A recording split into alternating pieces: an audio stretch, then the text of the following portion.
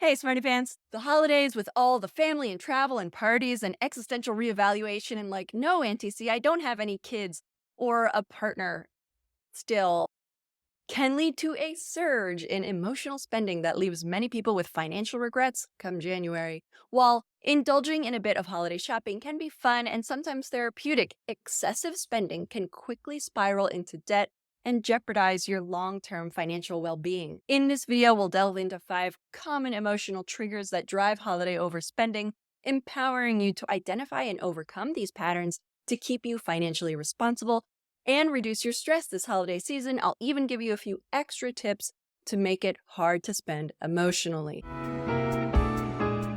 Hey, I'm Kate. I'm the money librarian. I believe too many smart people feel dumb about money, so let's change that. If you're making a decent income, but you are still stressed about cash, be sure to subscribe. The first big emotional trigger that makes us spend more during the holidays, that really increases holiday spending, is we want to impress others by splurging on expensive gifts or gifts with impressive labels. Because we don't see friends and family often, and it's natural to want to project an image of happiness and abundance. And one way people do that is by spending way too much money on presents. This is natural to want to do, I get it, but really, if someone cares about you, the last thing they want is for you to get into debt trying to look like you're doing well. You are cutting off your nose to spite your face. The very act of getting into debt to look like you're doing great is actually keeping you from doing great. Take it from a professional money coach. You can never tell how someone is really doing financially by how they dress, where they live, what they drive. Put your long-term financial health and happiness ahead of your desire to impress others.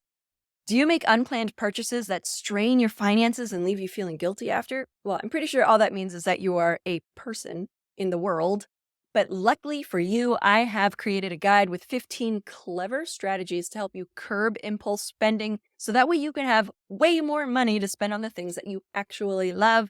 Click on the link in the description to get that PDF. The second big emotional trigger I want to talk about for holiday overspending is nostalgia.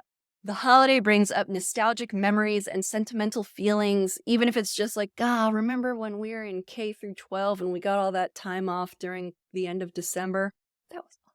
Which makes us more susceptible to impulse purchases of items that remind us of cherished memories from our past. Psychologically, we are more likely to overspend when we're in an emotional state, whether that's happy or sad. Marketers know this, and the holiday season is saturated with marketing campaigns that play on emotional triggers using persuasive techniques and appealing imagery to encourage impulse purchases and spending.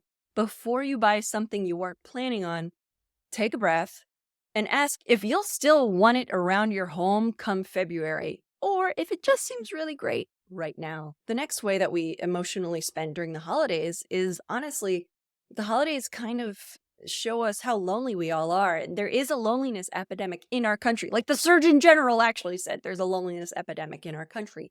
And being bombarded with holiday commercials and songs of people getting together is hard for millions of us. The holidays can amplify feelings of loneliness and isolation, making people more vulnerable to emotional spending as a means of filling a void or seeking connection. And there's no simple solution here. You know what? I'll tell you a personal finance secret. Come here. Come a little closer. Sometimes a little bit of retail therapy does help. So if you find yourself, feeling really bad or whatnot, and you just, you want that dopamine hit, you want that bit of retail therapy, okay, I'm going to give you a pass on this one for $10. What can make you happy for under $10? Really keeping it cheap. And please, if you really are feeling lonely, talk to a therapist, get help. Another holiday spending trigger is guilt. We feel guilty for not seeing loved friends and family, and to soothe this feeling, we buy overly generous gifts. It's like the absentee father who doesn't see their kid all year and then just shows up with at 10 speed or the hottest phone to buy their kids love. Is this getting depressing? I kind of feel like I need to go find one of my cats and just really snuggle on them hard. Okay, let's turn this around. I get it. In today's world, we often have loved ones we only see maybe once a year if we're lucky. But remember, gifts do not equal love. focus on the time you can spend together now. Gifts are gravy. And oof, this emotional trigger that really causes overspending during the holidays are the deals, deals, deals everywhere. Ooh, can't resist shopping, right? It's perceived scarcity of certain items or limited time deals can create a sense of urgency and a fear of missing out, leading to impulsive purchases that may not be necessary or aligned with one's budget. Like, you've got Black Friday, Cyber Monday, Small Shop Saturday, Trash Bag Tuesday, Waterwood Wednesday. I don't know. I mean, marketers come up with all this stuff. Whatever cute marketing term they've come up with as this season approaches, the best strategy you can have is to have a list of who you want to buy for, what you want to get, and this includes you. Be sure you're actually getting a deal. Sometimes they jack up prices just to look like it's a good price. On Amazon, you can actually check camel to see what the normal price is on products, to see if it actually is a deal or if they're just trying to make it look like it's a deal. Here are some more clever tips to avoid these emotional overspending triggers during the holiday. First off, recognize these triggers for what they are. Are you buying that label just because it's known as being more expensive and you're trying to show off?